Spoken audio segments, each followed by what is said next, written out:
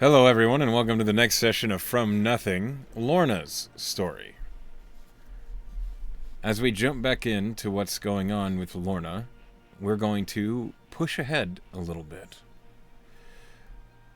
Now, over the next week, I'd like to know what it is that Lorna is prioritizing. What is important to Lorna right now? Focusing on her training with her crew in the training room or her class with Tabernacle? I have to pick which one she's prioritizing. Yes. Ooh, he really wants to win this festival. Okay. In that It case, it basically fast tracks you if you do really well. Like you could graduate early, if you win, yes. right? So you know, In that case, I'd like you to roll me 3 rolls. The first one is a straight intelligence roll. Okay. Pretty good. Okay. Dirty 20. Next, I'd like you to roll me a perception check. Well, that's good. 8. 8. Okay. And lastly, I need an insight check. Middle 16. Okay. Your command of tactics and strategy for your team over the next week it's pretty good. Everyone responds well to what you're saying, and you feel as though these fights, as you are practicing, are going by smoothly, and no one seems to go down, at least. Because you're fighting various sorts of monsters and drakes and goblins and other sorts of things that try the various skills of your group. It is Monday morning at about 6:30 a.m. You're on your way to breakfast when suddenly you hear a voice in your head. Hello, this is Miles Turnwell of Castle Prosthetics. Is this Lorna Halloweth of the Merigard Academy? Yes or no will suffice. Yes. Do you say anything else? Is my hand ready? There is no response. However, Great.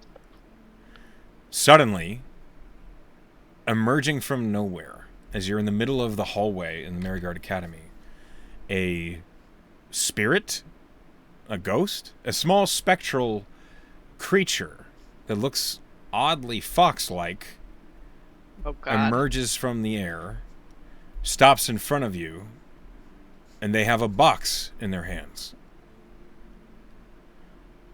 It sets the box down and looks at you. Doesn't want to tip. You don't know. I try to give it a gold. The spirit just kind of shakes its head and looks down at the box. Okay, I pick up the box. Okay, the fox watches you as you pick up the box. Thank you. The fox stares at you. God. All right, fuck. I'll open the box. Okay. Within the box, there is a hand. It is porcelain with fine blue lines winding across it, and the joints and digits are molded together by gold. It looks like a left hand. Does it look intuitive in how to attach it? Like it's something I can just stick right on? Yeah. I attempt to do so very excitedly. As you put the hand to your wrist, you feel on your nub, on your little nubbins, there is a leather strap that suddenly loosens out, and it looks pretty simple to buckle it into place. I do so. As you do, the fox seems to be pleased that you are accepting the delivery. And as it disappears, you see that in the box there is a receipt. Okay. I'll look at it. Anything special on it? It just gives you some address information. The fact that this is what's called an arcanic prosthesis designed by Castle Prosthetics, Silver's Reach, Ceres. Can I, like, squeeze my hand together to make a fist? It does so. I'm gonna do little finger wiggles and just watch in amazement as it moves in, a way a normal hand should. It's a little robotic. It's a little clunky, but as the leather is warming to your body temperature, you can feel almost a slight little burn, just a tiniest little sting, as it seems to settle itself onto the end of your wrist. It's connected to my nerves. It feels weird, but it fits you. Oh, hell yeah. More pleased that she's been in a couple weeks. She's gonna skip to breakfast. Okay. In your inventory, which I'm going to show you here,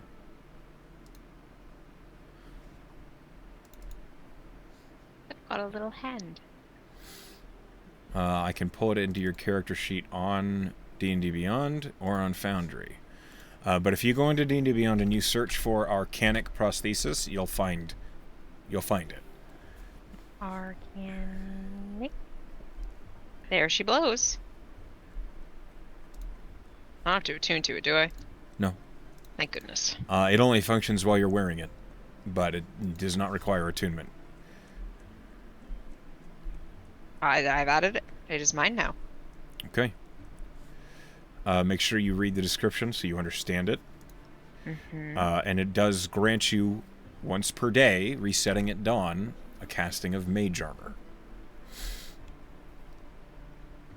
Hell yeah. The crystal lattice work collects into the form of a pale blue dahlia. That's fucked up, dude. It's very clever. Okay. I'm very pleased with that detail.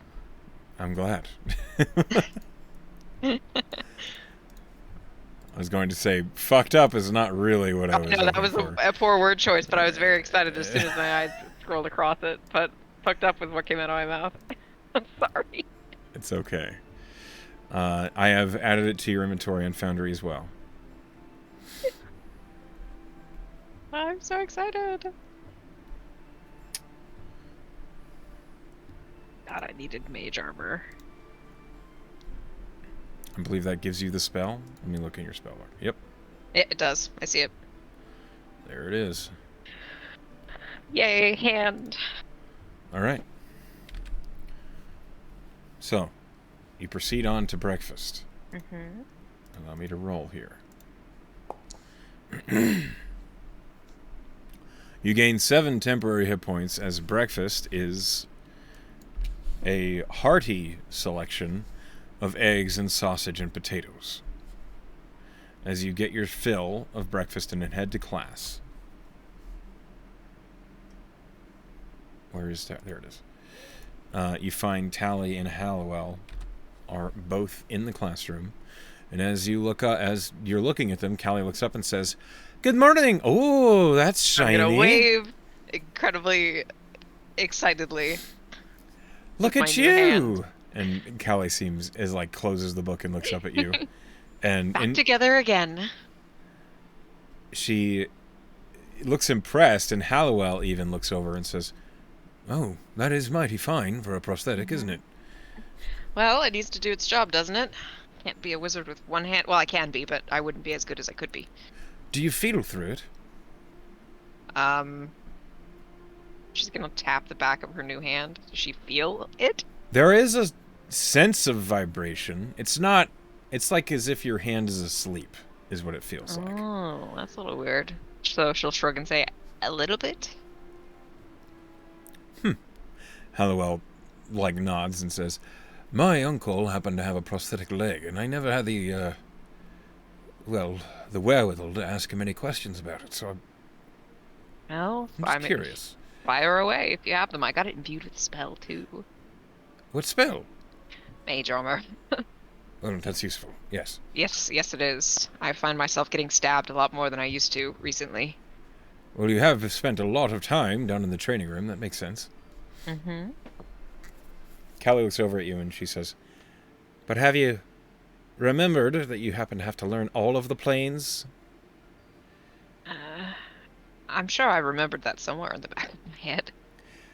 You might want to get back on that before Tabernac gets, grumpy with you. Of course. And Tabernac is climbing the stairs.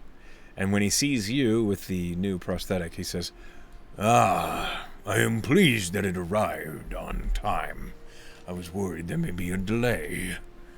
There have been complications, I hear, in industry across the ocean." Complications? Yes. Have you not heard? No, not really. There have been some skirmishes at the borders between Silver's Reach. Well, not the capital. I get the two mixed up often. Between Ceres and the outlying islands of Bronzewater from Trident. I don't know why they can't get along. Well, Ceres has lots of iron, and Trident needs it, from what I hear. Right. Anyway, I am glad that it got to you quickly and there was no error. How does it feel? Feels like my hand's asleep. But it works. I imagine as you grow more accustomed to it, that feeling will lessen. But, have you tried casting a spell through it yet? I haven't. I could try the spell that I got incorporated into it, or should I try one of my own? It does not matter. Well, If you do use an offensive spell, though, please do not target anything of value. she's gonna try the the mage armor feature of it. See what that looks like. As you focus on the spell, the mage hand glows blue, as if the light passing through the crystalline veins is bringing the spell to the fingertips. Suddenly, you feel a little bit more dexterous, as if it'd be easier to dodge things. So this is what it feels like to be limber. Looks as though it is subtle enough that you could cast spells discreetly, but it is also beautiful. It is. I'm incredibly pleased. If I wear my gloves over it, even more subtle. I imagine there would be no tell that you are casting a spell through it. I requested that they make it function as well as an arcane focus, so that might make things a little easier, since you won't have to carry around a wand or such. Right. And I might just end up giving my arcane focus to Magos again, so. Yes, please hold on to this one. It was expensive. With both hands, I promise I'll hold on to it. Very funny. I'm glad to see you this morning. However, I was worried you might be off training some more. I couldn't forget about you completely now, could I? You could certainly try, I imagine. Now, since you are here to study, I assume you are taking up the next plane to manage. Roll me a d12. D12. 6. A 6. Okay, hold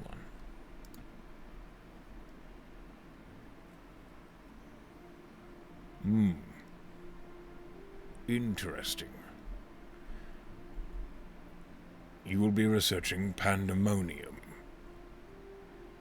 Heard that name before?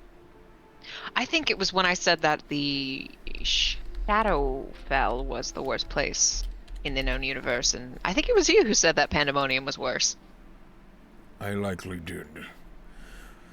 Well, you will find texts on it here. I do not think it wise to look to the Ocularum at Pandemonium unless you truly wish to see it.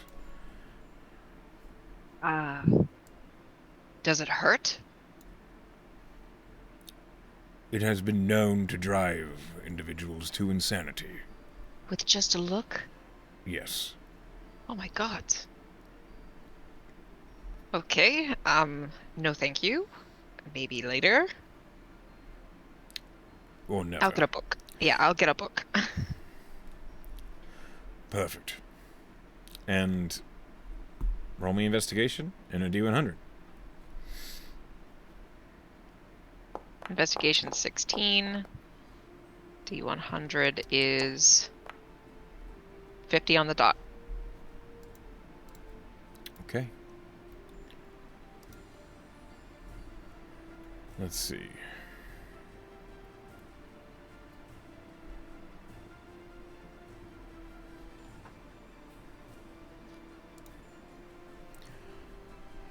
$50.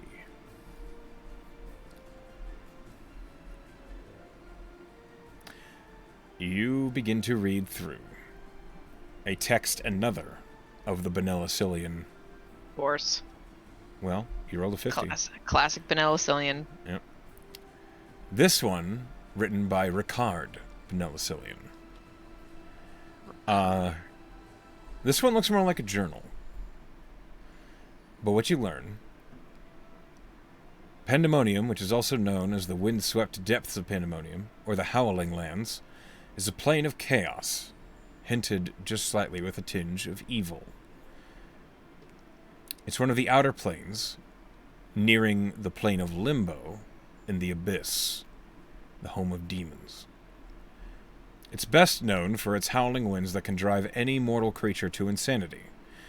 There are no deities that watch over Pandemonium. There was thought that maybe at one time deities did watch over the place, but they were banished by Aegir to never look over the plane again, for they had maybe sent mortals there, which is a terrible place for any mortal to exist. The wind-swept tunnels of Pandemonium are never-ending, the howling winds never ceasing, and it is largely barren, despite the strange hiving tunnels that some say are home to massive creatures, greater even than purple worms. Purple worms are not described in the text. Go ahead and roll me a nature check. Okay. Nature. 21. Purple worms, you know, to be colossal creatures that nest in deserts and dry plains. They can sense prey through the earth using tremor sense and emerge, consuming entire caravans in one swoop. They are enormous. They are terrifying, and their venom is known to be one of the most dangerous of all nature. And things worse than that live in Pandemonium. Correct. Great. One of the few reasons that anybody ever ventures to Pandemonium, aside from just for the sake to say they've been to the plane, Pandemonium is filled with hordes of treasure and powerful magical artifacts, hidden throughout it, hidden there by deities from long-lost ages.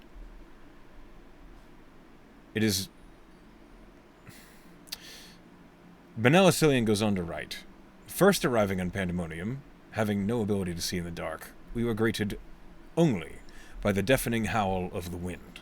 The wind instantly deafens us with no real permanent impact, unless we left our ears unprotected. 2 of our crew have been deaf ever since arriving. Oh. And as the wind rips away all sound, pulling hard at clothes and stripping us of any items not secured to our persons, it is truly insurmountable. Apart from the wind, the next issue that we face, aside from the lack of light, are the monsters. But the lack of light is a real problem, as there's no natural light source here. The plane is in total darkness.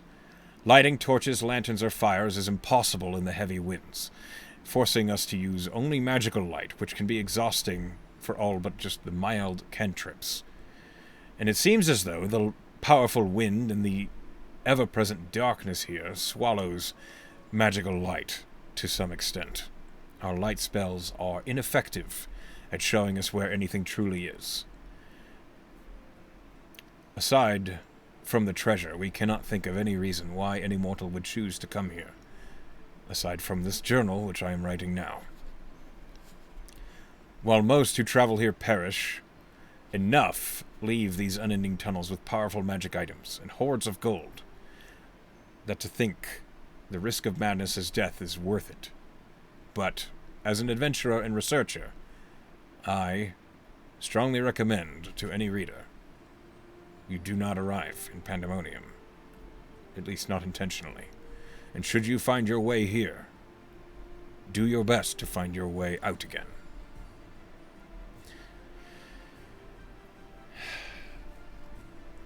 Okay. Roll me another D100, please. Ugh, I hope I don't have a field trip there. I think it'd be inhumane for the Merit Guard to send people there. 100.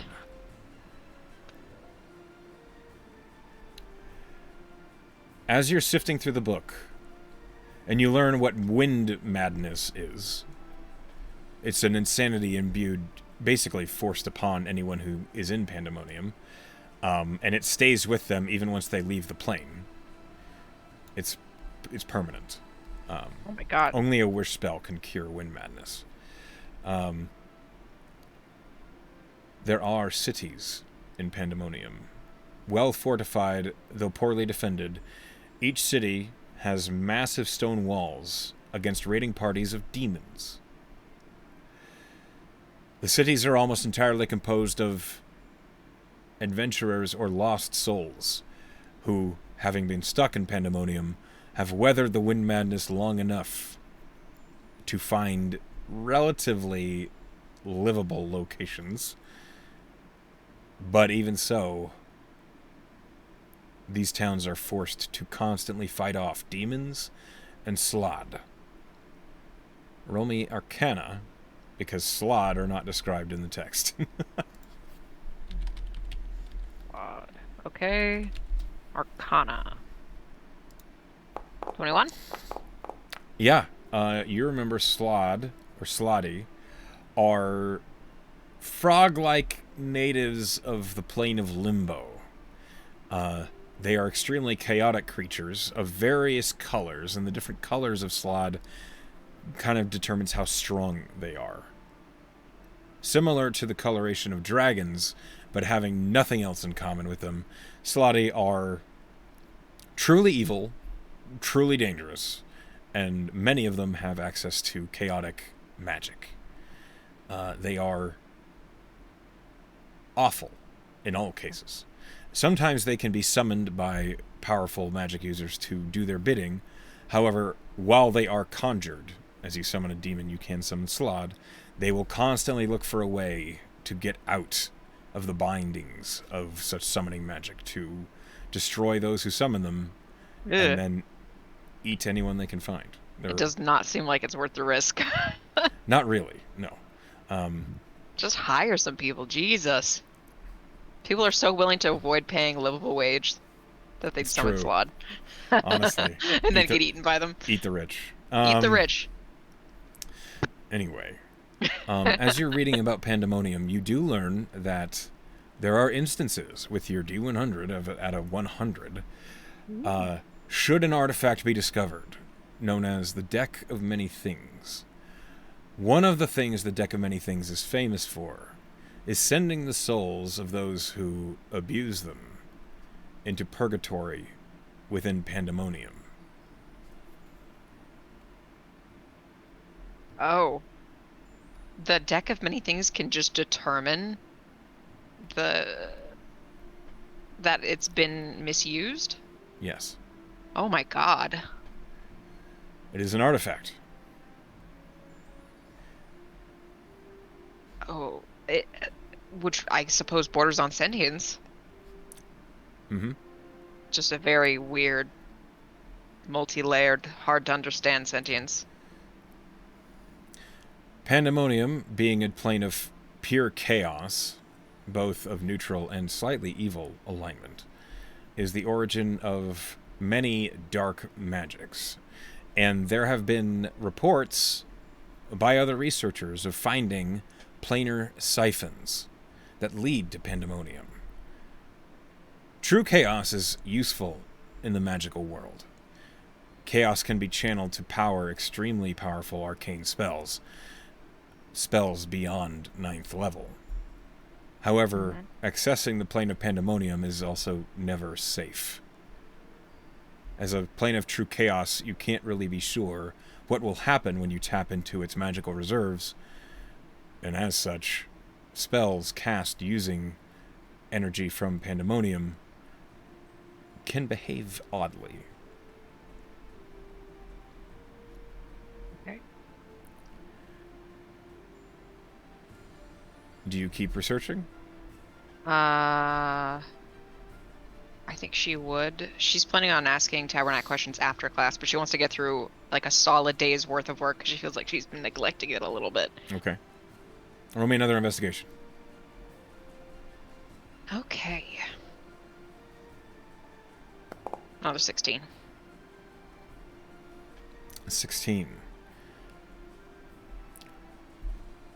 As you read through these tomes, Benellicilian's Compendium and the other researchers' journals that explain Pandemonium as best they can, you learn that there are layers to Pandemonium. The topmost layer, one carrying portals to Limbo and Abyss, and even has the river Styx flowing through it, is Pandesmos. This layer has the largest caverns, and the river Styx flows through the rocky wastes all the way to the Nine Hells, and nearly all the cities and citadels in Pandemonium can be found on this layer. The second layer, Caucasus, or the layer of lamentation, is named such because the wind whistling through the tunnels carries the cries of anguish and the sounds of sorrow of all who are lost within Pandemonium. The passages on this level are narrow and make the noise shrill enough to drive insane anyone with unprotected hearing.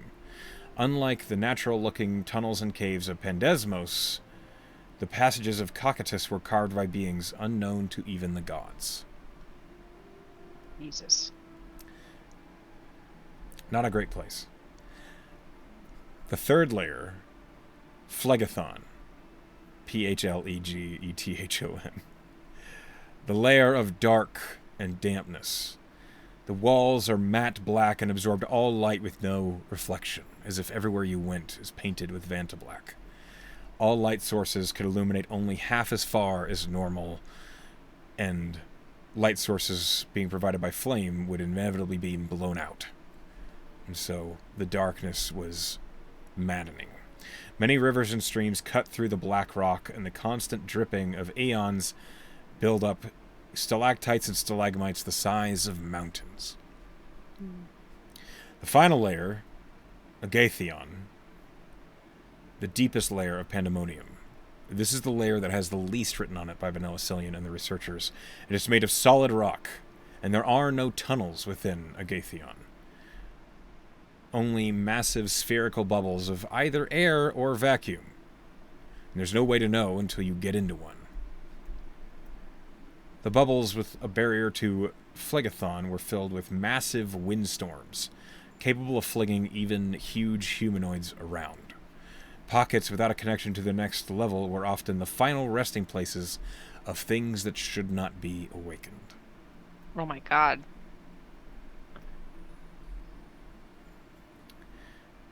If Okay. one visits Pandemonium and visits any of these layers, they can expect to run into quasits and shadow demons. Creatures that thrive in the darkness, where madness is of no concern to them, and instead they can prey upon mortals desperate for salvation. This has been a very pleasant read. You hear, in the back of your mind, I don't think it has. Ah. Really? Truly. Did you know this already? Or is this news to you? This is not news to me. I remembered it as you've read it, and some hands-on experience. Have you been there? Yes. You've been to Pandemonium. Yes. How far did you get? Why did you go there? We were in search of a specific individual. I can't remember much, but I remember this entity was thought to have originated within the plane. I wish I could remember more. You feel like this pain of a slight headache coming on. And she says, I worry that as I try and dig into my own memories, I will volley you with unpleasant images. I understand that. I Can try to dive deeper if you like. I think at this point I've accepted the repercussions of this. Okay. If you're sure. I think I am. Don't say I didn't warn you. I appreciate it. Roll an intelligence saving throw. I'm good at those. DC's Yeah, I pretty am. high. 24. Okay. You get a splitting headache. It hurts. And you do see some imagery. A portal? An opening, as if it exists out in a starry sky. But everything is sky. It is unusual, to say the least. Roll me Arcana. I'm pretty good right now. You are. On wood. Your dice 21. are friendly to you. With a 21,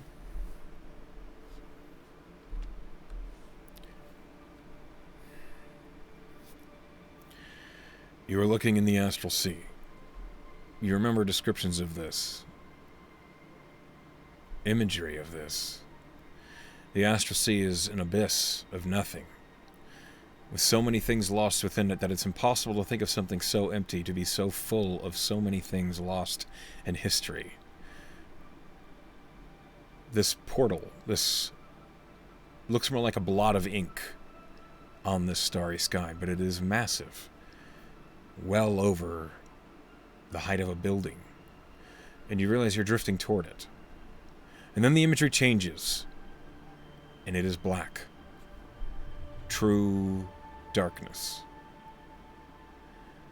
And you think you hear screaming, but what it actually is the winds described to you by Benelicilian himself. As this is in memory, it doesn't actually threaten you with madness. You feel something going over your ears. You feel a harsh, almost like a pain, as something is shoved up against your eardrums.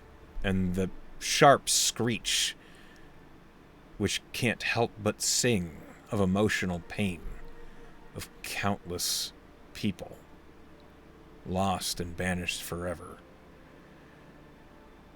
sinks down to just a whisper. And the light that suddenly emerges around you is provided by you.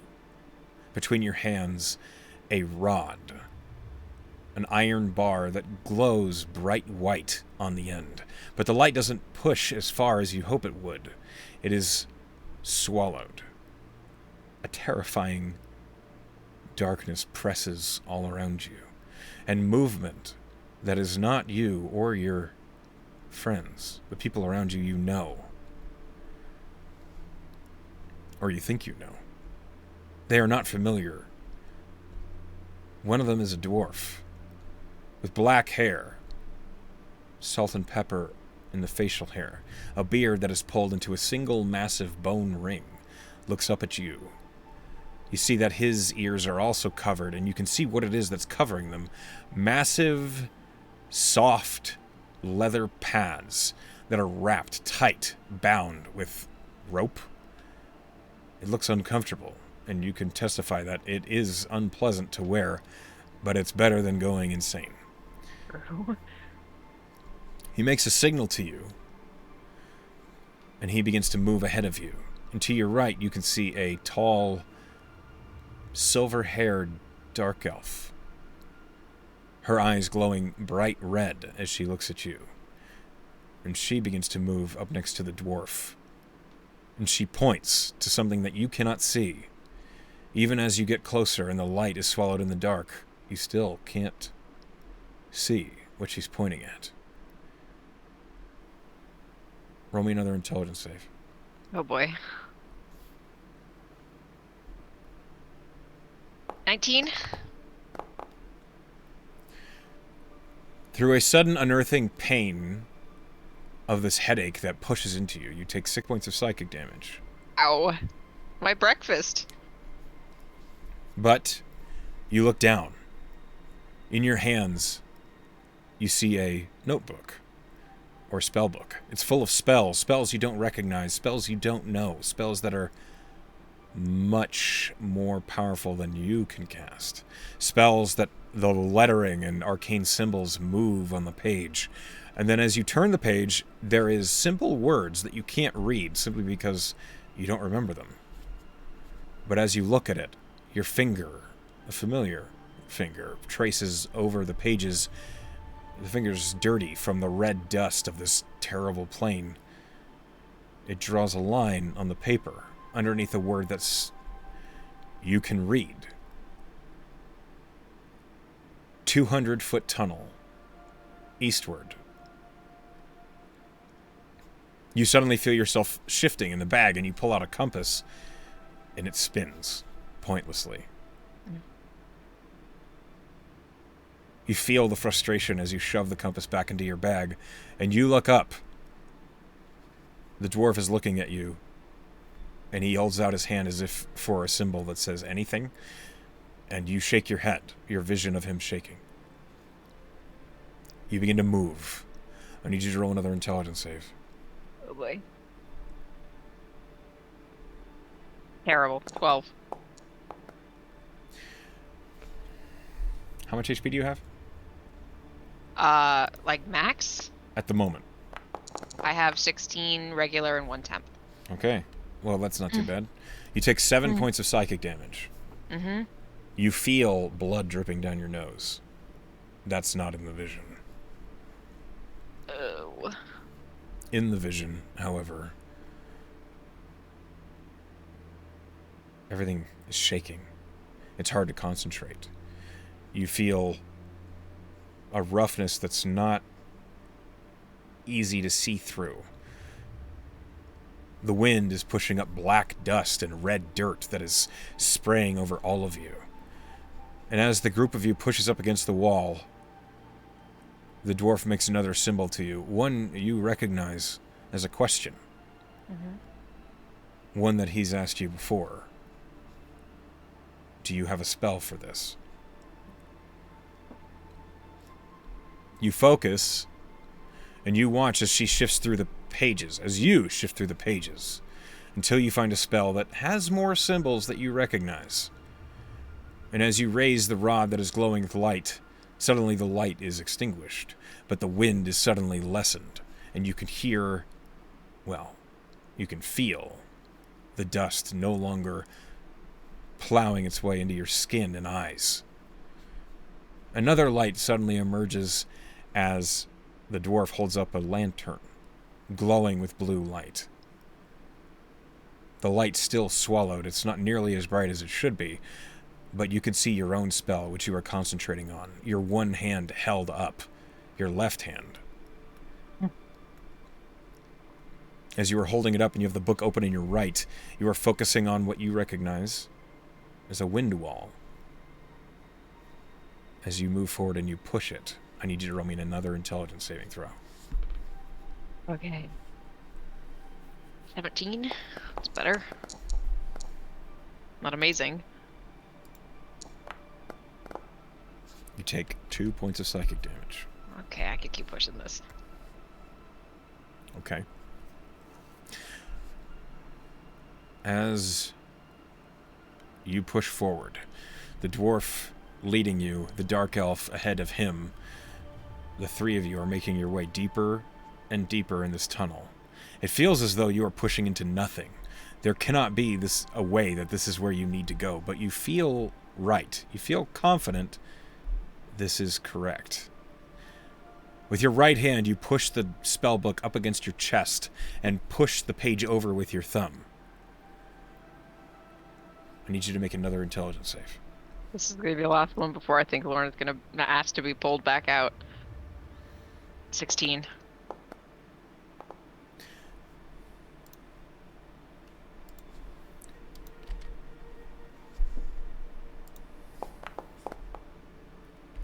You take 6 points of psychic damage. Oh, I got 2 hit points. Before you can say or hear anything, you're looking down at the spell book, and it's not spells on this page. There are diagrams. You see it's a map. There are 3 words that you can read. Mm-hmm.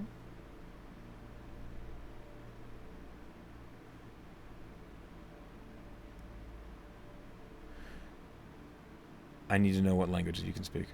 Oh boy. Common, Draconic, Elvish, Infernal. Okay. In Infernal, you see on the page, there is a cut-out sheet of paper that's nestled between the pages. It looks out of place, and it stands out against the paper. 22, 32, 10. The Outsider's Market. Oh my god. Okay.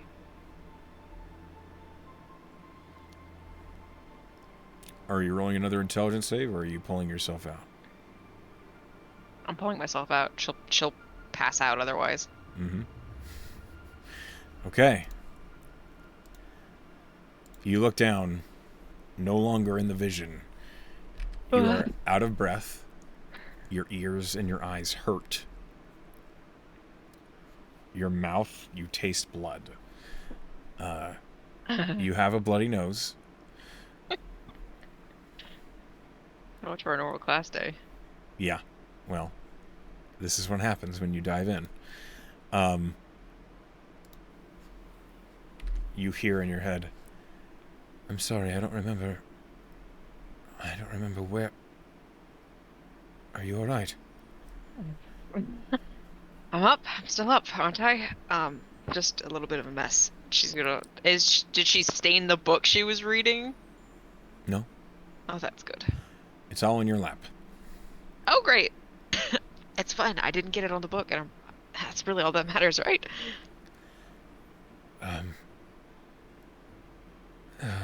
Yes, that's all that matters. And she sounds like she's in pain as well. Thank you for showing me more. I know that was hard for you. You have no idea. But those people, have you seen them before in your memories, or is this the first time? The woman and the man, the dark elf and the dwarf. I don't remember. They're obviously your friends. There's a long pause. I need to roll a thing.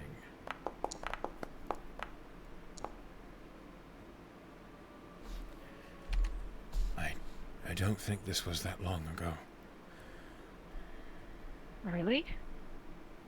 Oh, I guess long for you and long for me might be different. When you mean recent, how recent? I want to say that dwarf was a cleric. Within 100 years. Do you remember of who? No. No, I don't. Did I see anything in that vision? I know it was dark, but any markings on him? Like armor or a holy symbol? It really was hard to see. You can roll me an investigation at disadvantage, and the DC's very high. Okay. Damn. 4 and a 5. No. That sucks. The DC was a 25. Yeah. I... Okay, well that gives me something. That means... Lorna! Are you alright? And Callie's like across the table from you as you are just blood is down your face. What happened? Nosebleed? Oh, 9 hells. And she holds her hands up and casts Prestidigitation. And the blood just is gone. Thank you. You're welcome. You look exhausted. And she's looking at you and, you get the feeling you probably look extremely gaunt and worn from that much psychic damage. Yeah. Oh, yeah. I have 2 hit points. She kind of waves Callie away like, Things happen. Are you sure? What happened? You were just reading. yeah, it's a pretty terrible read, actually. I read about pandemonium last week. My face didn't explode, Lorna. That's a bit of a hyperbole, don't you think? I don't think so. It looks a lot like your nose just blew up off your face. That was a lot of blood. I don't know. I don't know. All right. Well, be careful, I guess. Maybe what do I know what time it is? How much time do I think is left in class? You look up at the clock. It's 2 p.m. So 2 more hours? About. She's gonna shut the book and say, I think I might just need a breather. All right. Thanks for cleaning me up, by the way. I need to learn that cantrip. You're welcome. It's really easy. I know, I haven't sat down to do it. I think I'm gonna talk to Tabernacle for a little bit. Right, and she's gonna just stand up, push the book away, and Okay. go to his little stage. He's down in his lair, in dragon form. Again, looking at parchments and scrolls, and he looks up at you and says, "Ah, yes, Lorna. I just needed a brief reprieve from reading about pandemonium. I feel like it took a bit out of me. I can see that. Sit down. She does. It is rare that one studies draws on them so much. I think I feel things a little more deeply than some people do. Perhaps. Well, what do you think of pandemonium? It's a terrible place. Terrible but powerful. And the fact that there are cities there, that people live there, that feels almost impossible. People that don't have a choice. What does that mean? Once one finds their way under pandemonium, if they were not going there on purpose, they are then stuck there, and it's either die or survive by any means necessary. Do you think... Well, that doesn't really lend itself to, like, the formation of a city, right? Rules and day-to-day life can just happen. They would have an economy, they would have a trade, They would have to. Yes. They would have the means to grow a food, likely the sort of mushrooms and funguses you can find in the Underdark, the sort of things you can consume that thrive on magic alone. It's the Outsiders Market. I'm sorry? The Outsiders Market. I need to roll for Tavernac.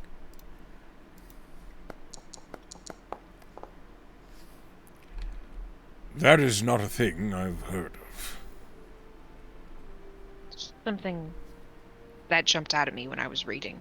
That's what made me think, market? How in the world could that exist in that terrible place? I have heard of the outsider as an individual outside the rules of our typical universe. But the outsider's market is something maybe it's a shop somewhere. Well, who's the outsider? I have to roll again. What I've heard makes me believe the outsider is a myth. An entity who can reach their fingers anywhere they want to. Such magic is powerful, dangerous, and should one entity have such, they'd likely be a god, or on their way to becoming one. I've heard stories of the outsider through all of history, and that makes me believe it is superstition.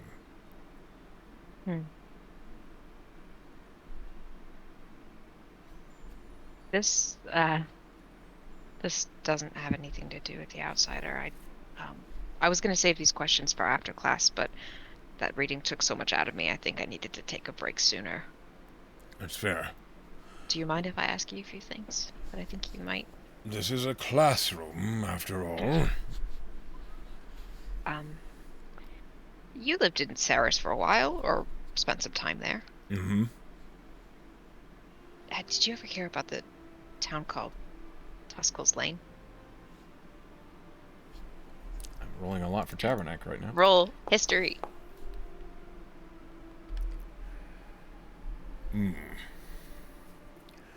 The name is familiar.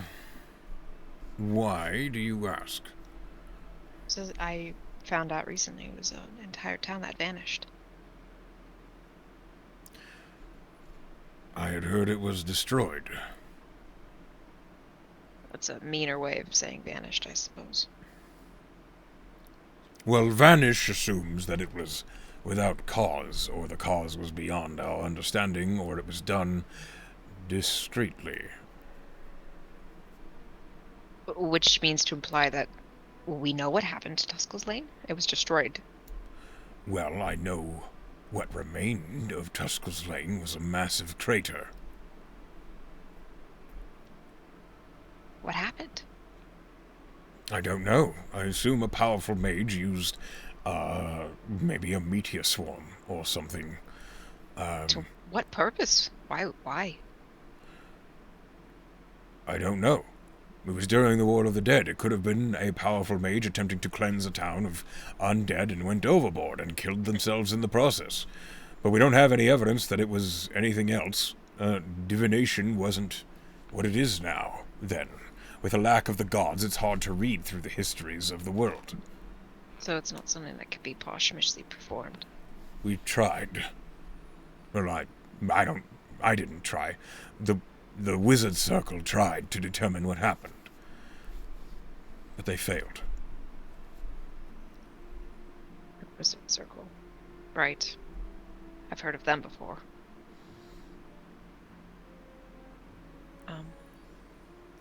This is sort of in conjunction with that. Have you ever heard of a Master Luthum? In what context? I just know he lived a couple centuries ago. He had a purpose in Tuskel's Lane just before it was destroyed.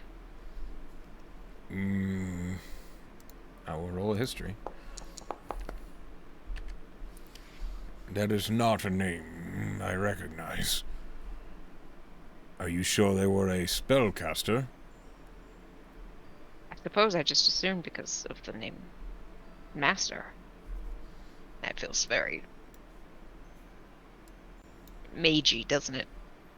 I suppose, but no, it's not one I know. All I know is that he was looking for a Draconis Fundamentum. I'm sure he was. Forgot who I was talking to.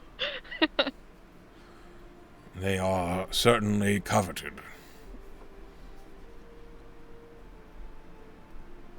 Why would some place like Tuskel's Lane have one? That doesn't make sense to me. Tuskel's Lane was renowned for being in a location famous for magical monster bounty hunting. Oh. Okay. Do you think maybe that had something to do with why it was destroyed? It could be. Perhaps they crossed the wrong sphinx. Maybe. Alright, well, I'll just have to find a book. Something. How would I even go about learning more about that? In this case, I believe the Arcanium might be the proper place to look. Ah, right. Well, the next time I'm in Augur City.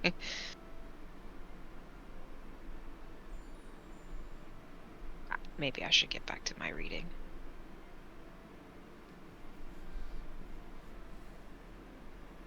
Are you well, Lorna? Feel a little tired,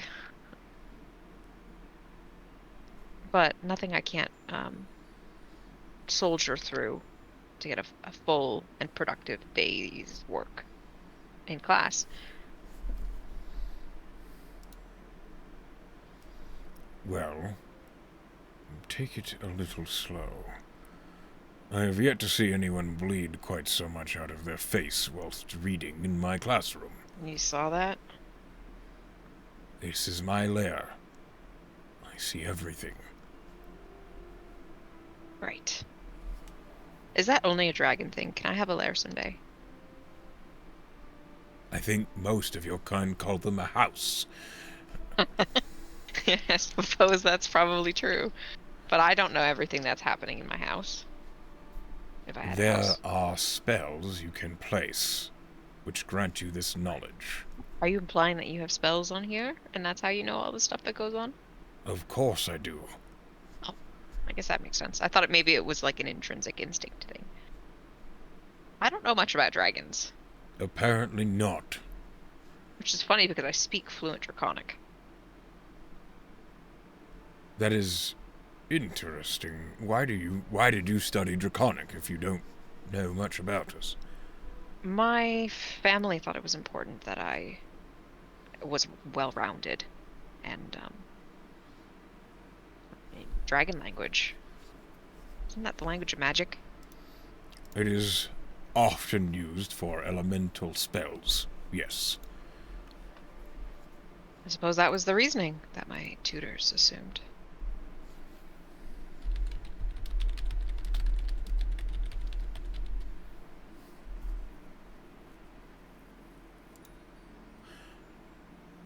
You say you don't know much about dragons, but you hunger for knowledge like one. You seem keen on learning about those around you, like one. You value your possessions, like one. I think perhaps you are more akin to a dragon than you would be willing to admit. I'm not opposed. I don't think there's a negative connotation. I don't think there's a genuine connection between me and dragon kind. I don't think there's any in my bloodline that I'm aware of. Well, let me ask you this. What do you know about brass dragons? What do I know about brass dragons? Roll Arcana. Arcana. 14. Not much. You know they have blind sight. Mm-hmm. You know they're immune to fire. Pretty useful. They can also breathe a sleep breath. She recites these things to Tabernac. Tabernac kind of nods with a small smirk and he says, Very basic. "Did you also know that around my lair you will find tracks that lead to safe shelter and water? No? You will also find mirages of creatures. Some of them dangerous, some of them helpful.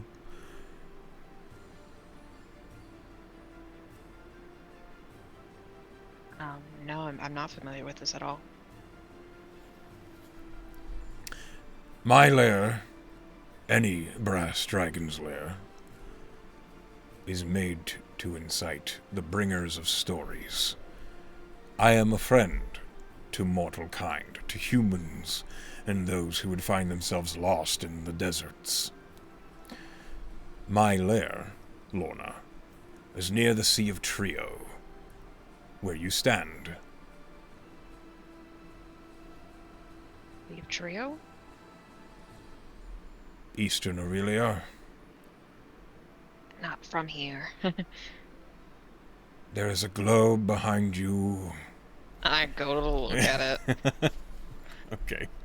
Should I go to the main world map? Yeah, you might want to. The Sea of Trio. Oh, All wait. the way over here. Ooh. Oh, wow.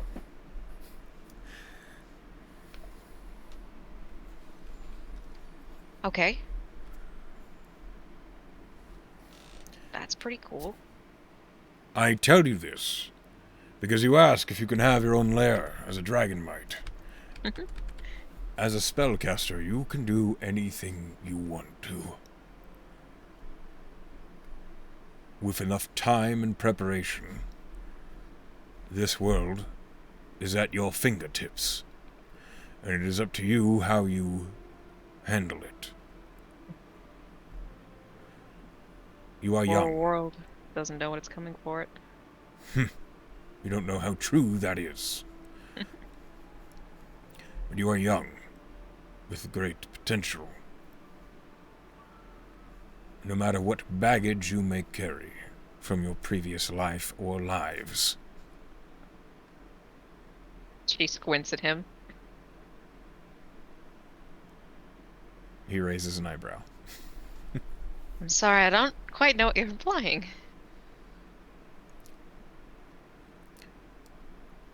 Tell me more about the other voice in your head, Lorna.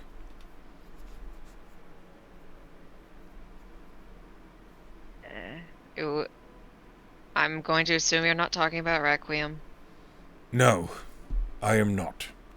I am talking about the one you referred to as Lily. You can hear her? I can hear you.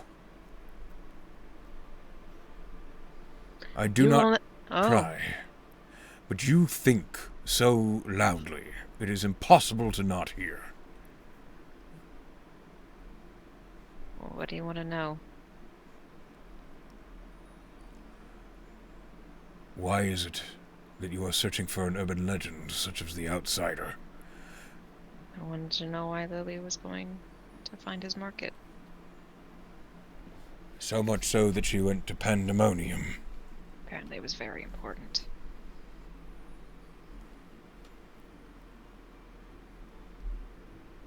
Do you trust me, Lorna? I do. Are you sure? I am. Then believe me when I tell you I am not out to deceive you, or to use you for my own gain. I wish for you to be a potent student of mine. I see you as great potential, as a powerful contractor, and in the end, a powerful spellcaster. And should you truly become one of the great wizards of our time, it would be my pleasure to say that I taught you what I knew. But I am aware of a dark history to you. I do try not to eaves, but you really do think an awful lot in here. Now, your predecessor, I don't quite understand the nature of which, but I do not assume it is my business. But I do believe there is perhaps a reason why you asked me about Talahand. There is.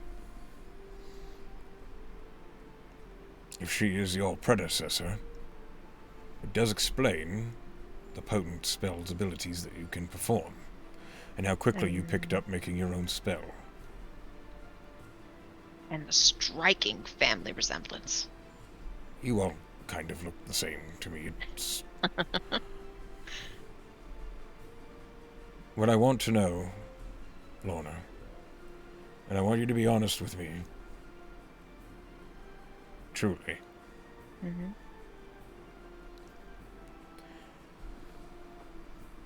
After you have passed your exams, are you going to stay with the Merigard? Or are you going to answer the call that Hale has set upon you? What don't you know, Tabernacle? He raises an eyebrow. Not much. You haven't thought of your middle name yet.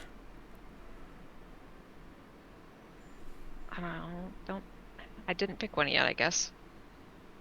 Right, well, I want to stay. Have I told you of the amnesty clause? I've heard it, but I don't know how that could help me in this. I think she's above that. No one is above it.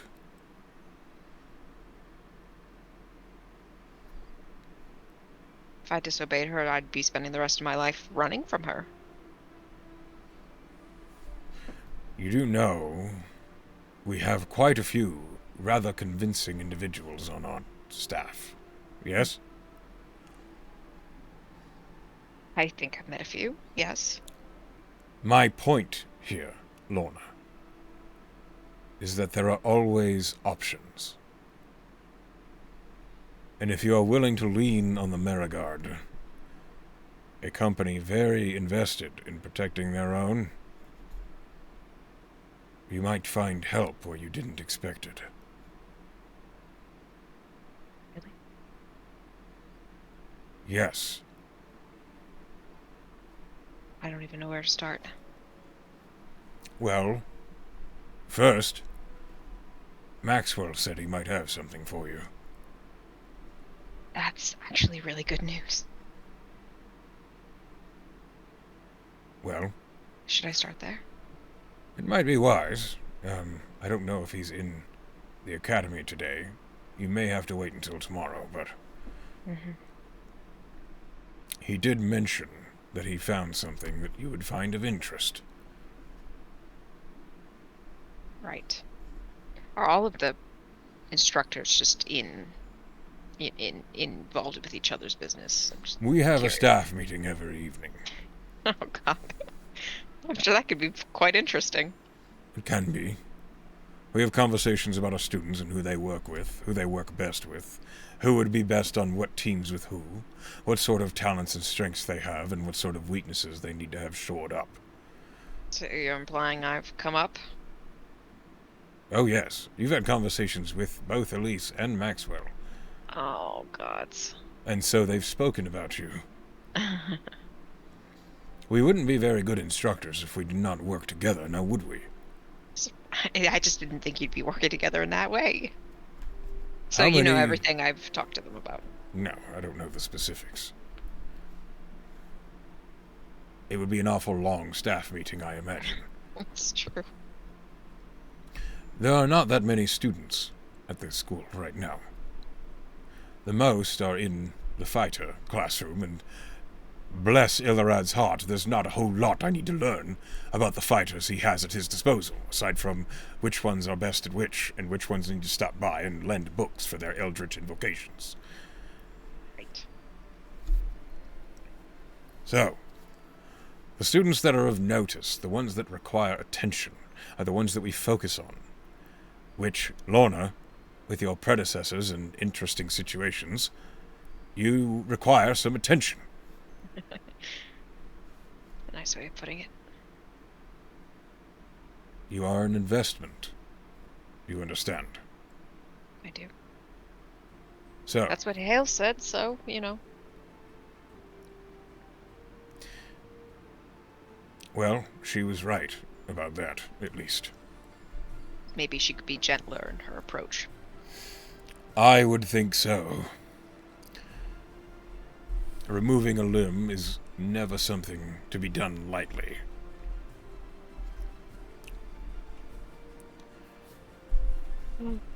Okay. Right. Anything else you want to tell me? If we're being forthcoming, I guess I could fill you in on things if you're curious. It doesn't matter anymore. Well, I do need to know what sort of spell you're planning for your exam. Man, I haven't even thought about that.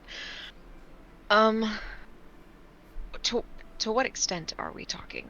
What power level? What kind of accomplishment do you think it should manage? That is up to you, Lorna. It is your spell.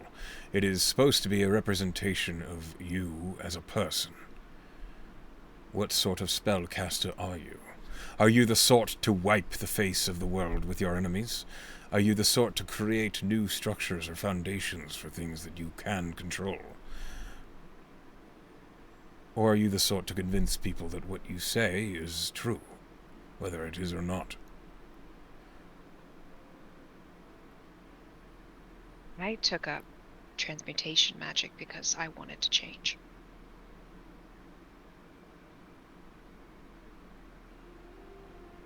I'm not sure about anything else besides that.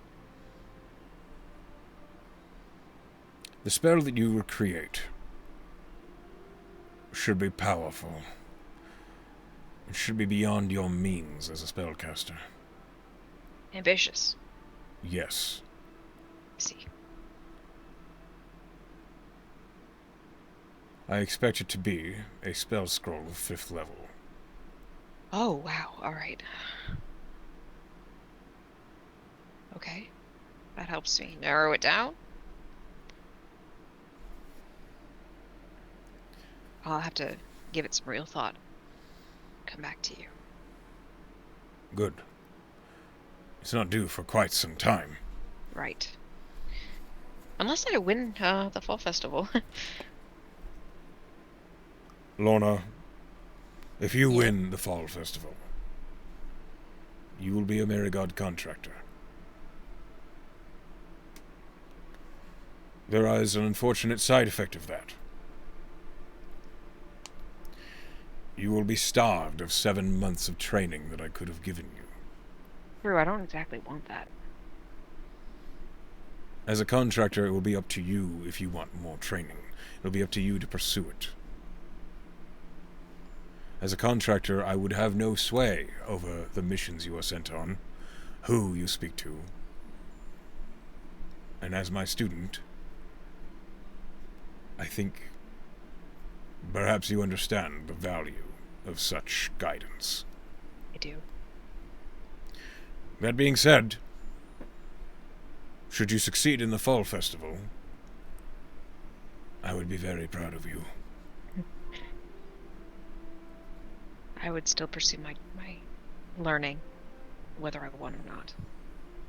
Because there's still so much. Competence. Well, complacency is the assassin of ambition. Right. Anyway, I just wanted to let you know, no matter how you feel, you are not alone. Even when there are other voices in your head. Also, maybe practice some exercises to disguise what you are thinking of. I am not the only individual who can read minds. In the world or in the Marigard? Yes. Okay. Any tips or places to start there? Imagine, what is a pastime that you enjoy? Reading. What is a pastime that does not require much thought that you enjoy? That's a good question. I don't know if Lorna would have anything where she didn't actively engage her brain. Like, that would be something she would have to learn. Perhaps maybe a card game, or dice, or chess, even. Okay. Once you learn to play these games, while you are thinking of important details to yourself on the surface, play cards, count dice, play chess with yourself. Distract the thoughts of what people can see from what you are actually thinking of. I see. It does take a practice, but once you have gotten used to disguising your thoughts, you can think more freely, without worry of your wizarding instructor telling you that you are thinking too loud. I'm sure this isn't the first time you've had to talk to somebody about their loud thoughts. Every single student. Though I will say most of them do not have quite the history that you do. Right. I guess I should feel special. Perhaps.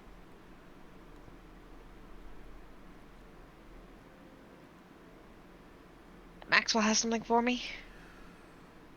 Yes, Think I could try to find him? you can certainly try. He might not be in the academy right now. Well, Birch will know, won't he? Of course. The man does more work than I ever could.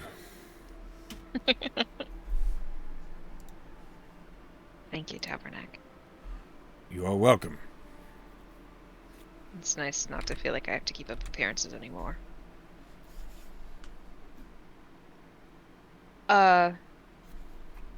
If you could say something to Null and Ataland about what happened between you two, would you say anything?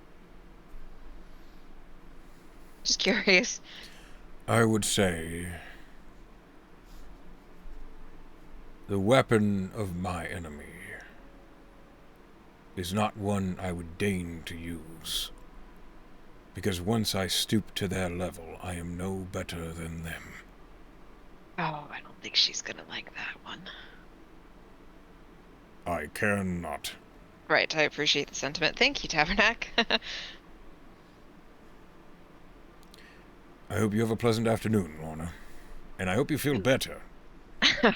I'm gonna put Pandemonium aside for a couple hours, if you don't mind. You are free to study anything you wish.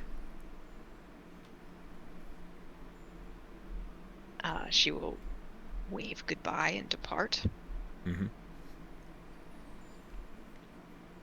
And she's gonna think to herself, did you hear that, Lily?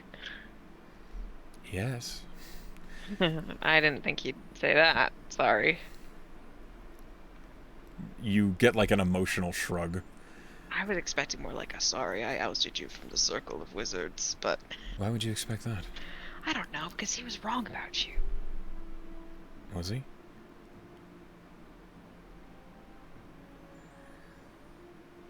I don't think she knows how to respond to that. Lily doesn't say anything. Right. But she's like, now she's thinking like, was he? Was he not? Fuck. And she's just thinking about that all the way to Persh. Oh, you're leaving. Okay. Oh, yeah. She's walking to Persh. Okay.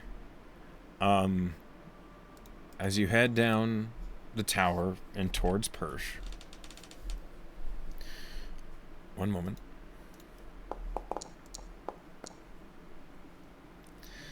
All right. You find Persh at his desk, handling paperwork, and he doesn't look up, but he does say, Good afternoon, Lorna. Afternoon, Persh. Is Mr. White on the premises? One moment. roll me a d12. Police. 1. I'm afraid not. Hmm. May I ask why you're looking for him? We Is had it a conversation. matter- Shh. Sorry. I had a conversation with him where I asked a favor, and he said he would get back to me, and I believe he has what I'm looking for. Oh, well, it's likely he'll be back by the evening. Could you tell him I was looking for him? Where will you be? Here in the castle, most likely my room, if it's later in the evening. And yeah, I'll tell him. Appreciate that, thank you. No problem. You see he, like, makes a note and sets it with on the side of the desk. Uh-huh. How am I supposed to look into this shit? Look into what shit? Oh, sorry. I'm thinking out loud. Do we have a general library here, or is Tabernacle's like... He has magic books, but I'm thinking more about history, just general.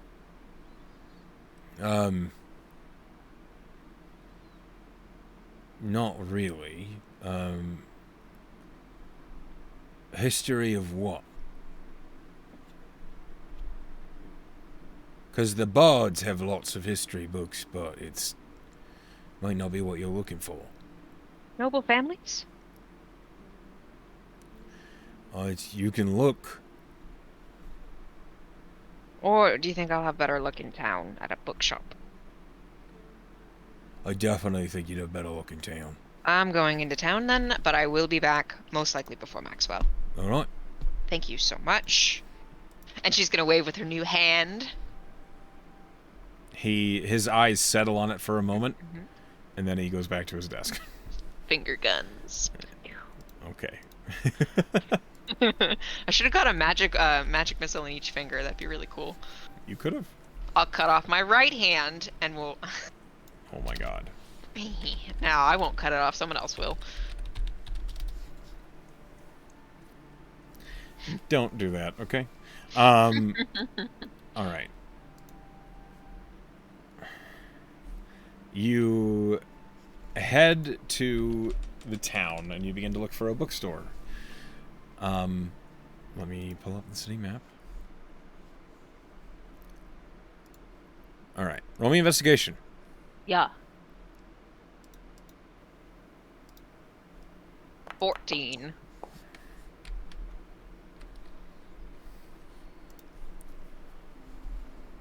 You find a bookstore called the Paperback Block. Okay. It is pretty close to the Merryguard Academy. It's just next to the East Park right here. Mhm. And as it is so close, you do not need to roll for a random encounter. Yes.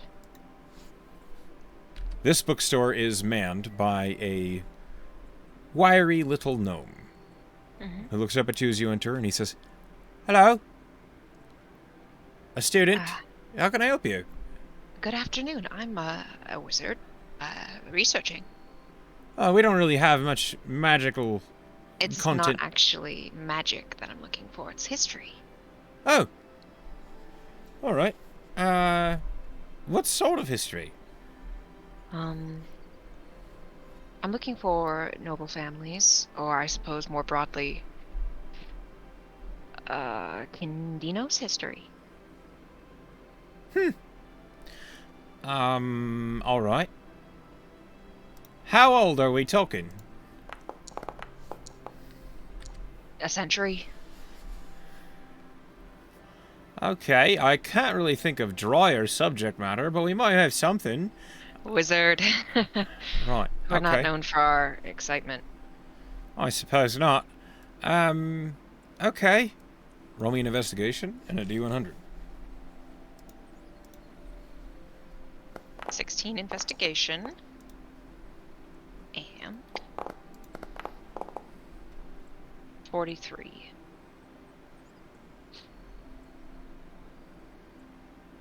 43. Hold on.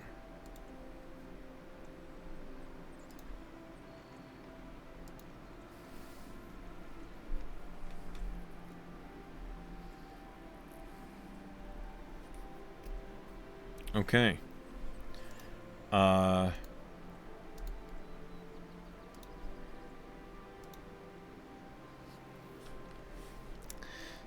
With a 43 and a 16 investigation, you spend a good while searching through all sorts of titles.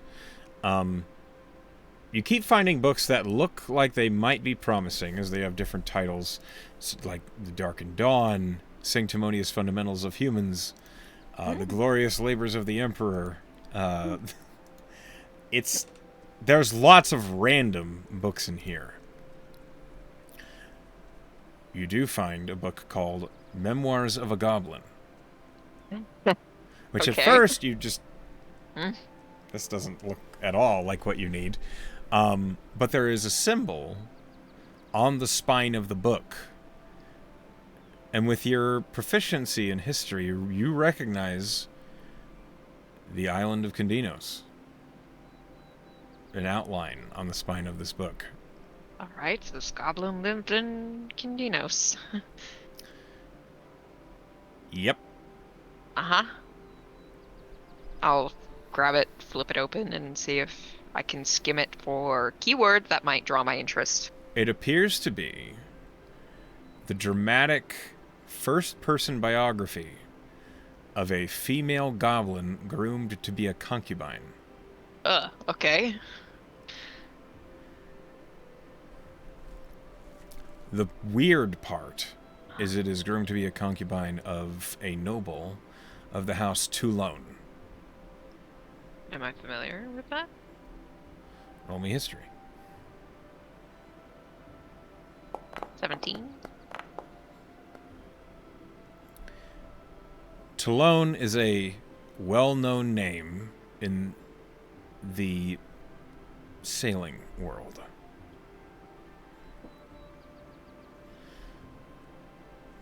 Mm-hmm. That's what you know with a 17. Ah. That doesn't feel like quite what I'm looking for. Do you keep looking? Or do you take Um, this book and read through it? I think she'll set the book aside. Okay, so you Just sit out down. of kind of a morbid curiosity. Memoirs of a Goblin. Okay. That's just to the side. She's probably gonna get it just for the sake of like reading later, but it's not quite what she's looking for. Okay. Can she continue to look for? Yeah, roll me another investigation. She's looking. Was that Candinos? Like, was that her looking for things based around Candinos or for noble families? Condinos. She's gonna try noble families this time. All right. And sorry, did you say investigation? Yeah. God damn it, another 14. And a D100? Yep. 97.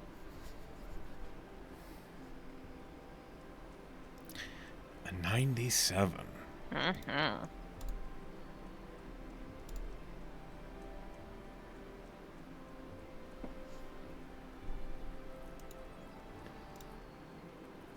I think with a 14, you just have a hard time finding anything specifically about noble families.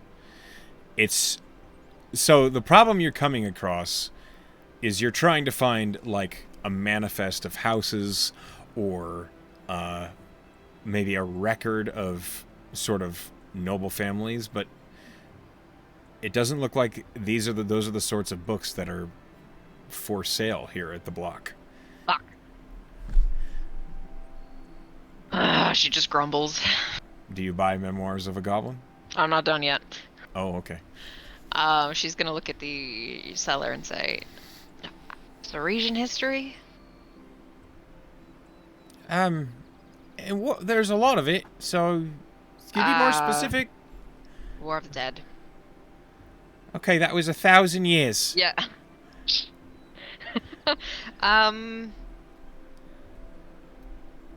Like within the past 500 years? I heard there was a Nightwalker. There's been a few. Right, okay, Damn it, the so one in Titan's Pace Canyon.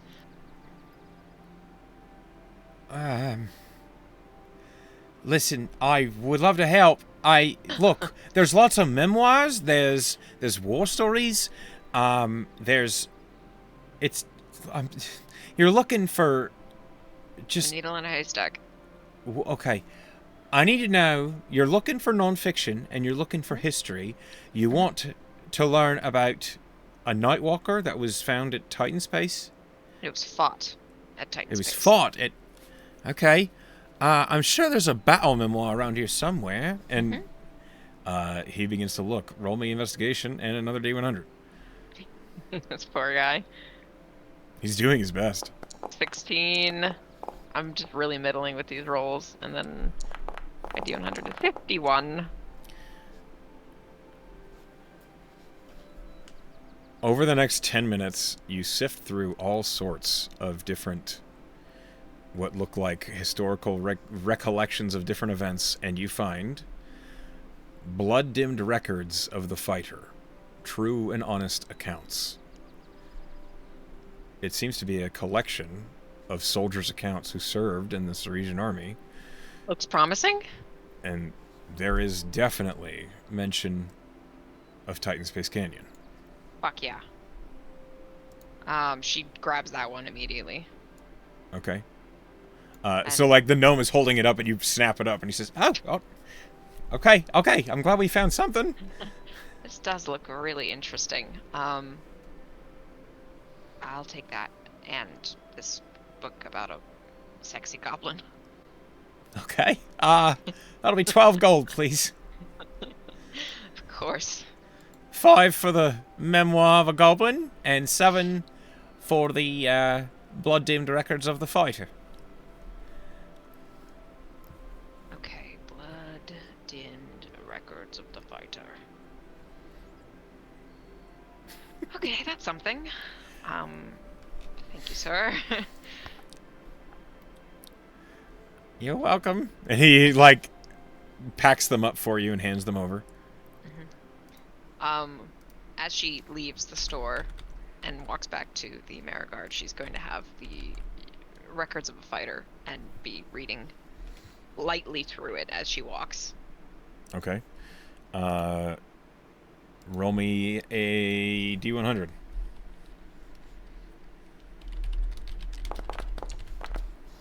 88. 88. Hold on a second here.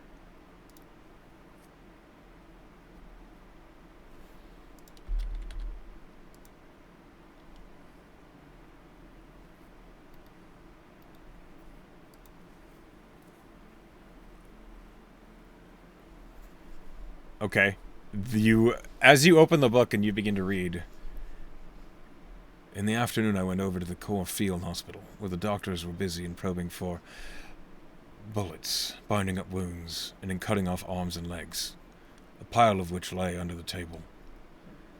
One physiker was brought in to be operated upon, who had both hands broken by the explosion of a gun barrel after an undead had slain in front of him. He'd picked it up in the field, was holding it into the fire to try and soften it when it exploded.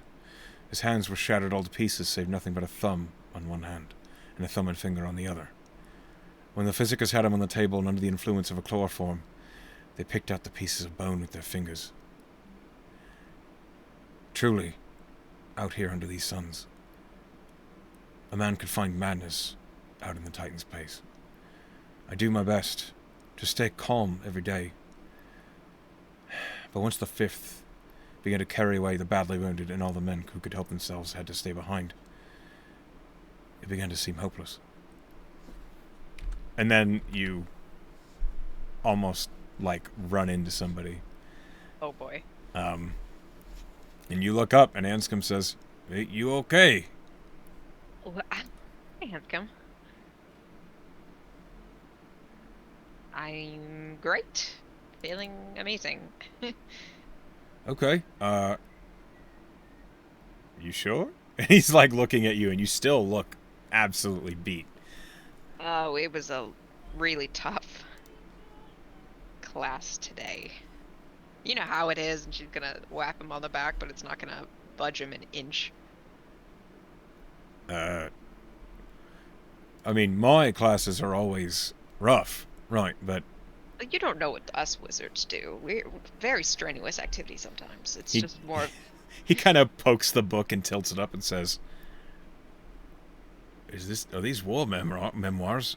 Exactly. See? Very intense stuff.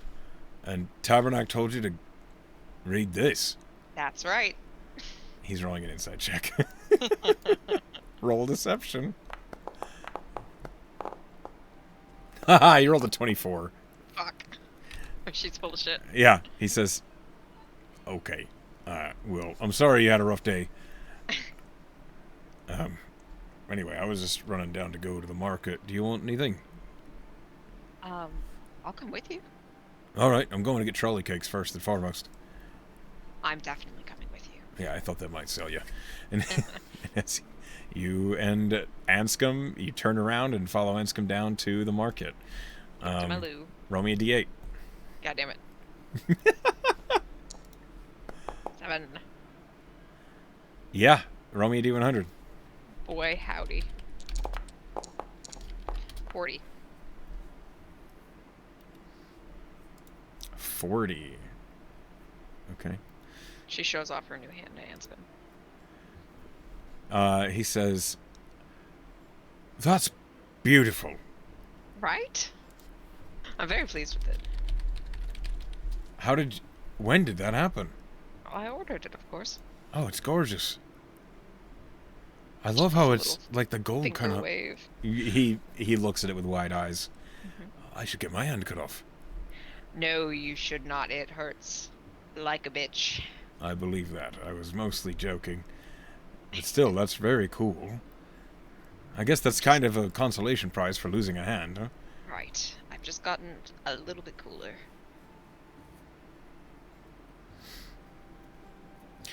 You are suddenly kind of pushed to the side as there is a procession. A number of town guards are carrying a casket Oh. up the street. And Anscombe says, oh, somebody died. Yeah, that seems to be the case here. Do you investigate or do you move on? I would assume that it was one of their own if they're gonna make a whole thing of it. Mm-hmm. Do I remember anything happening in, like, the past couple of days? Nothing you've heard about. She would nudge him and say, what do you think happened? I don't know, maybe something went wrong. Maybe someone had bad luck. Maybe we'll Yeah. keep our ear out in the market and maybe people will be talking about Yeah, it. good call. It's not exactly something I'm gonna stop them in their procession to inquire about. Let's ask around when we get to the market. Sure. And as the two of you make it down towards the fair market, sure enough, it is full of people, and they are talking and chattering and laughing and having a good time. But roll me investigation.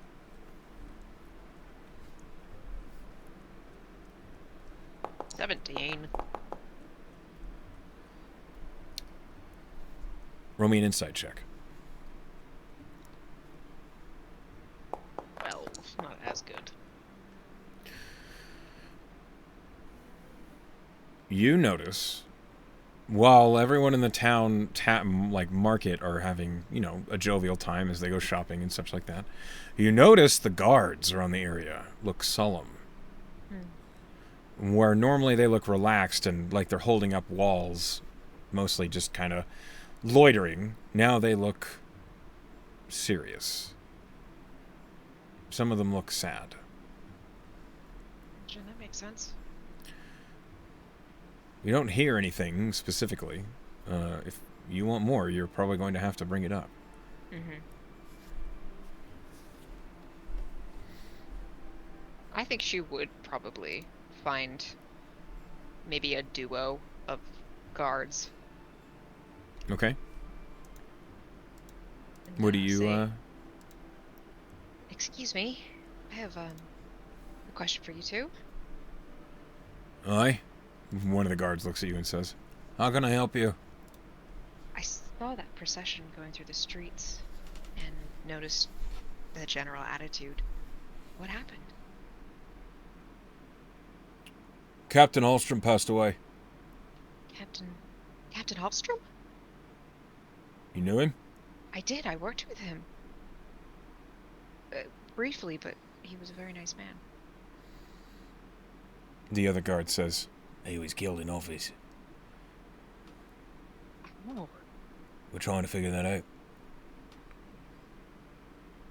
when It's did in this on- happen? Yesterday evening. Yesterday evening. It's an ongoing investigation, so Right, I can imagine. I actually, and she looks at Anscombe. She says we both worked with him on a drug thing a couple weeks ago. then you know he was a good captain. Yes, a very good captain. They're bringing in someone new from Hunger City next couple days. We're a little nervous. Right. Obviously. Big change from what you knew. A lot of I'm fellas are very- just off to go join the Aurelian Guard and drop the cop work altogether. Sounds like a really big change. I'm sorry to hear that. Thank you. I hope whatever happened to him is solved and that justice is brought.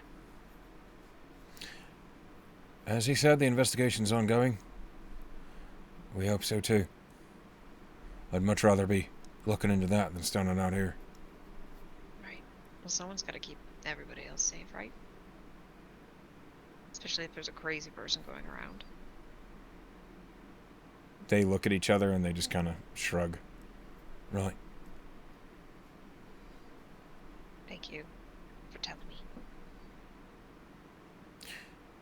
You're welcome. And she'll lead off a little glumly. 'Cause she did like that guy. Yep. Even if he did hack up Pebbles. So he did.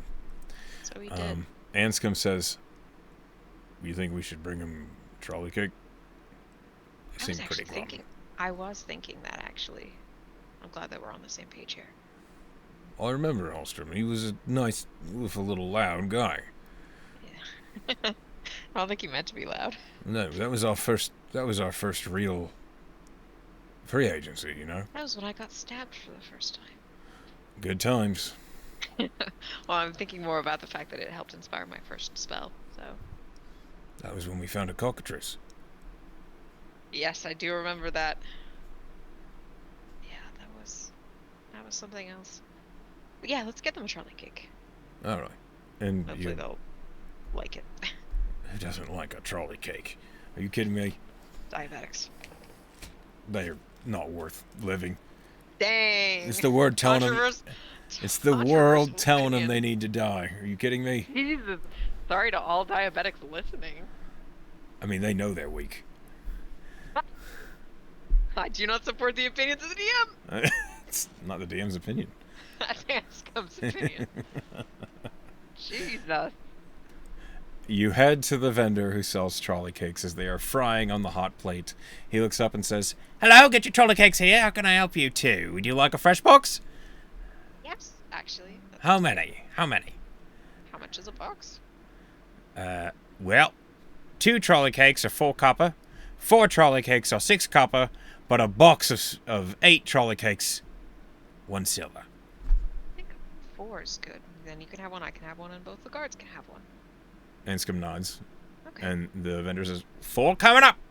And he fries them up and hands you a box of hot and fresh, very sweet-smelling trolley cakes.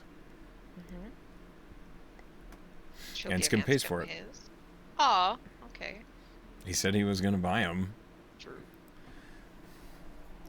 Alright, Lorna takes hers out and gives him his, and then with the box shut again, she'll approach those 2 guards. Welcome back. How can I help you? We were in the neighborhood for this exact reason, but we thought maybe you two wouldn't mind your own. She'll offer the box to them. Oh, that's awful kind of you. And he opens the box and says, "Oh, they're fresh." Okay. You know, it's against the law to bribe a guard, but we'll look the other way this time. Thank you so much, officer. They have, each of them has like a spear. They lean it up against their shoulder in a very practiced gesture as the shorter guard takes the box and opens it, and the other guard like plucks one of the hot and sticky trolley cakes out, and you just see him go, "All right, this day's gotten better. Hopefully it gets better from here. Appreciate it. What was your name?" Oh, my name's Lorna. I'm a wizard at the Marigard. "We appreciate it, Lorna." Of course. Well, Anscombe here. He paid for them. "Good man." Anscombe just kind of tilts his head and says, "I'll try. Anyway,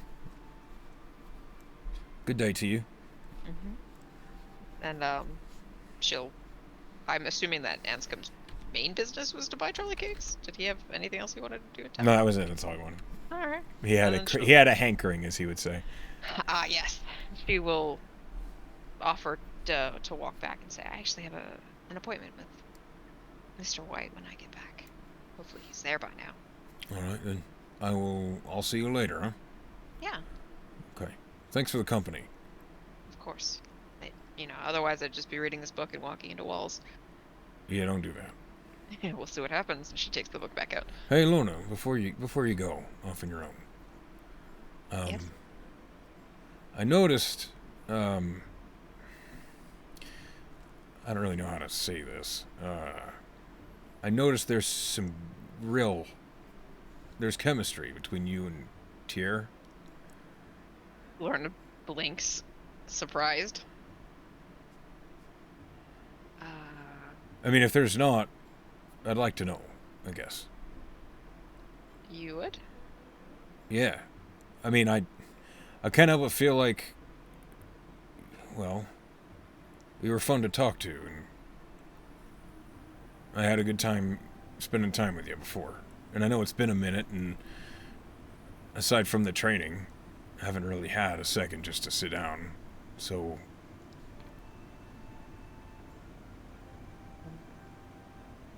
Thank you for telling me that, Anscombe. It's a little complicated, but there is a lot I want to talk to you about. well, I don't want to muddy the waters. If this is... It's complicated. Okay, just There's a look at it this way, okay?